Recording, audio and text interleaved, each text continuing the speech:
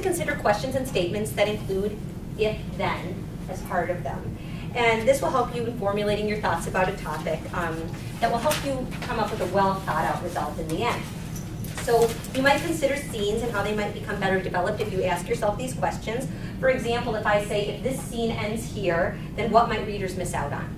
Okay? Or if the scene doesn't end here, then what more do I need to include to make sure that it stays up to par? Okay? That I'm not losing people because it shouldn't have really been continuing on. So some of the if-then questions, if you look at the worksheet on page 5, I gave 2 examples and I gave 4 if-then questions for each of them. The first example says you wrote a story about a fight between 2 groups of friends in high school. It doesn't have to be high school, you can make it anywhere you want, but the if-then for my example relate to high school. Think about possible scenarios that could occur to move the story forward. First, if someone gets hurt in the fight, what would be the repercussions? If one of the kids' parents or the principal got involved, then would it bring a quicker end to the fight or would it only exacerbate it? If someone in one of the groups of friends figured out a mutually agreeable solution for how they could all just get along, then what concessions would both groups have to make that happen? If there's a spark of romance between a boy in one group and a girl in the other group, then what conflicts might occur between the 2 groups when they realize that connection? Consider, is it funny, interesting, or amusing? And is it critical to know to keep the story moving along? Okay, have you ever read something and you're like, I don't know why this is even here? This doesn't make sense. Okay, so that's probably something the author could have cut.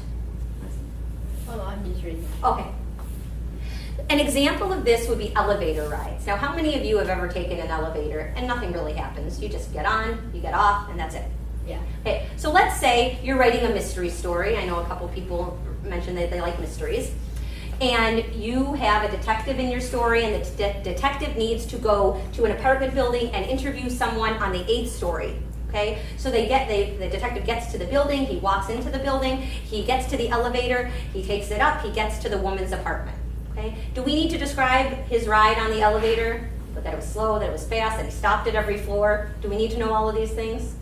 No. Now, if something interesting happened, let's say maybe he got off of the elevator at the 8th floor, and just as he got off, the murderer in the story got on and went down, and he didn't realize it was the murderer, so now he's going to find that out, and he's going to be like, oh my God, I just missed him. That's something that is worthwhile to keep in your story, right? It moves it along. But if there's nothing that happens on that elevator, you can just end up saying something like, he entered the building when he got to the 8th floor, and then keep going from there. Okay, so you just cut out the middleman. So the activity I want to talk about is we're going to read through these 4 forms of tension that we just talked about, and I have 2 examples of each. And then we're going to practice choosing any one of these 4 and trying to spend a couple minutes writing tension for your characters. The first one is about not seeing eye to eye. So for example, letter A, a woman and her mother are at odds about how to raise a mutual son and grandson. Okay, that can definitely create tension, right? You don't want to tell the person no, but you don't want to do it their way, and so there's a problem, and maybe you do want to tell the person no and be angry at them. But whatever it is, however you choose to go about it, there's definite tension. Example B, one guy is doing all he can to win back his girlfriend, and he is always around while another guy has just started going out with her. Okay? They don't see eye to eye because one thinks I should be with her, and the other thinks I should be with her. And there's problems there. Number 2 is about creating an awkward situation that gets your characters thinking about the best way to act around other characters.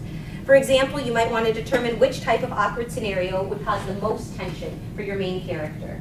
Example A, a girl is cast in a play opposite another leading lady, her new boyfriend's very recent ex-girlfriend. Okay, but now they have to play right opposite of each other.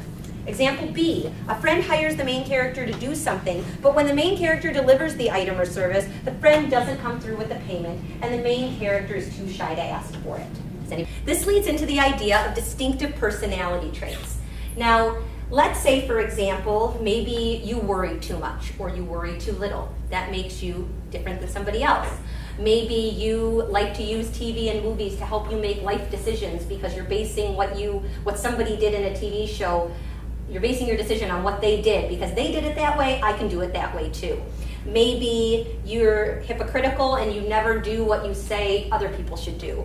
Maybe you find power in meditation. Maybe you like to literally stop and smell the flowers. Whatever it is that you like to do makes you you. How many of you feel like there's something that you can think of about yourself that you don't think many other people do? Okay. So, anybody want to share? You don't have to. Okay. So everybody's like, I'm not sure if I want to say. But whatever makes you you is the distinctive personality traits that give you character. Okay? So you obviously want to try to inject that into your written characters, because without that personality, without that distinctness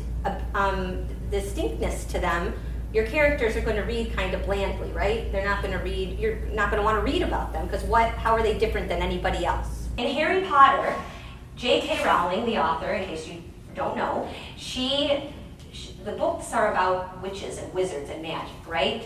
But if I was to say that she had incorporated some kind of alien with laser beams on its head into the story, wouldn't you think that doesn't really fit?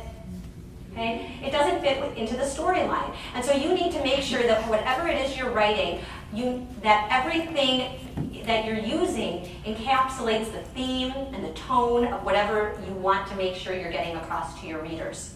So some of the places, and these are also on your sheet, that you can go or think about in terms of coming up with ideas are books and the library. You're here now, so obviously this is step one. School, movies and TV, restaurants, news stories, church or synagogue, a party, shared stories with friends or family, camp or vacation or a road trip. Okay? Any of these places, among a host of others, can be great for finding inspiration.